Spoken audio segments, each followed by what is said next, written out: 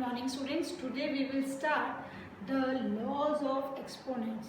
Mostly students, although you have studied in class 7, but mostly students are having a problem related to laws of exponent. When is to be applied and how these laws are to be applied.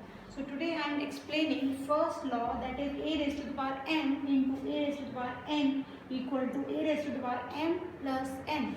Now you can see on the left side of this law, a is same. That means whenever your base is same, powers are different, and in multiplication you just add the powers. Now I am giving an example. For example, 2 raised to the power 3 multiply 2 raised to the power 2. Now if I write it in expanded form, 2 raised to the power cube means you have to repeat 3 times. Similarly, 2 squared means you have to repeat 2 times. So how many powers will be there? 1, 2, 3, 4, 5. So we write 10 to the power 5. But we will not write it in expanded form. Instead of that, what we write? We just write the powers and then we write like this way. Clear?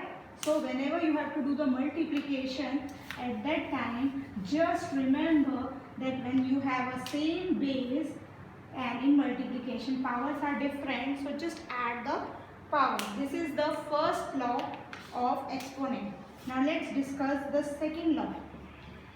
Now second law says that if instead of multiplication there is a division.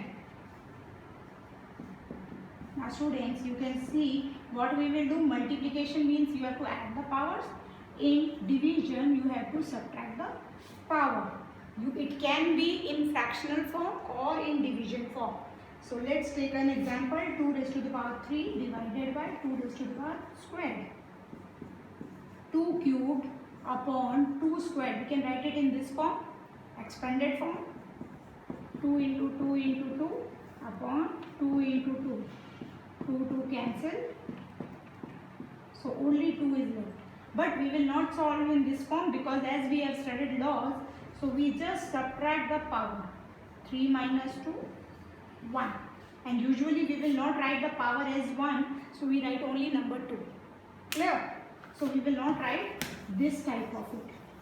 Now let me explain the third law, which says that if the powers are in, for example, x raised to the power a whole raised to the power b. That means you have to repeat. In this case, what we have to do? We just bracket means multiplication.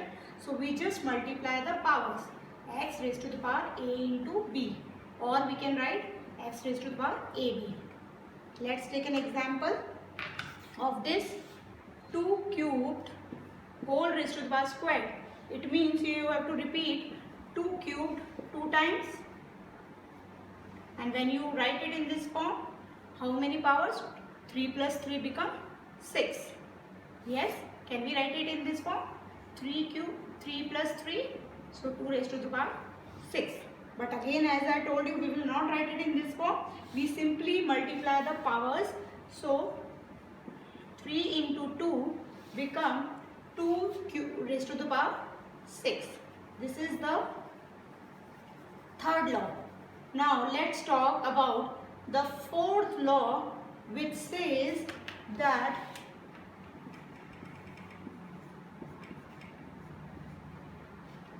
if the base, in this case students, you can see the base is same, but in fourth law you can see that the base are not same but the powers are same.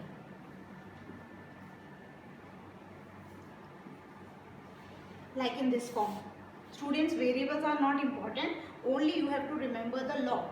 Now you can see the base are different, and powers are same. So what we do, we take the power as common, whole raised to the power a, and we write it here xy.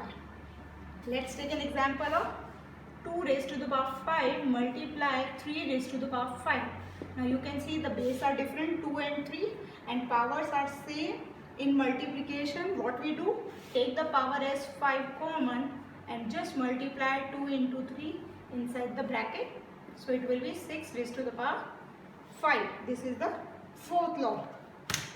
Now let's do the fifth law.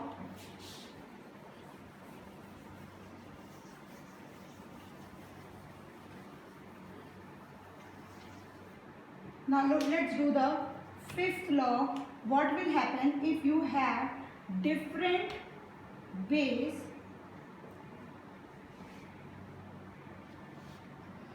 Fifth law says if you have different base and power as same in division. If you see in fifth law, it is fourth law, it is multiply. Now in fifth law, you can see it is in divide. Same thing we will do it, which we have done it in fourth. Only the case is if it is of divide, we take power as common and we can write x by y. Or we can write it in fractional form, x upon y whole raised to the power a. For example, 2 raised to the power 5 upon 3 raised to the power 5. This you have done it in fifth question. In first exercise as well, you take power as common and you can write 2 by 3.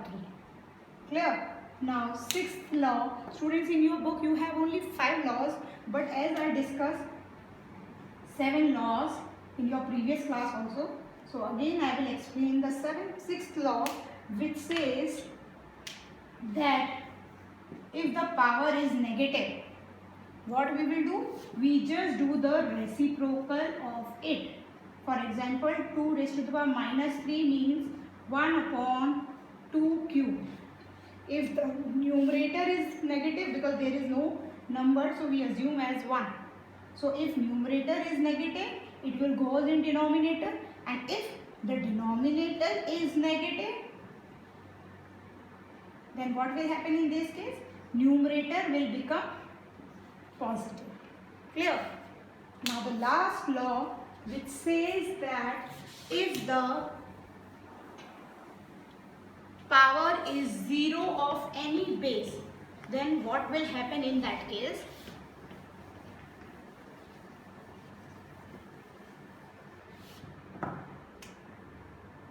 Now, seventh law says if any number, any base whose power is 0 is equal to 1. How can it be possible? Let's take 2 cube divided by 2 cube. If we write it in expanded form, 2 into 2 into 2 upon 2 into 2 into 2. 2 cancel. What we get? How many times it will come? 1 time. So it is 1. Or if we apply the second law that the base is same, so we subtract the powers because it is in division. So when you subtract the power, you get 2 raised to the power 0. So 2 raised to the power 0 is equal to 1. So whenever your base whose power is 0, it is equal to 1. So these are the 7 laws which you have explained. You have understood in class 7th and I have explained it earlier. I hope you all understood again. That's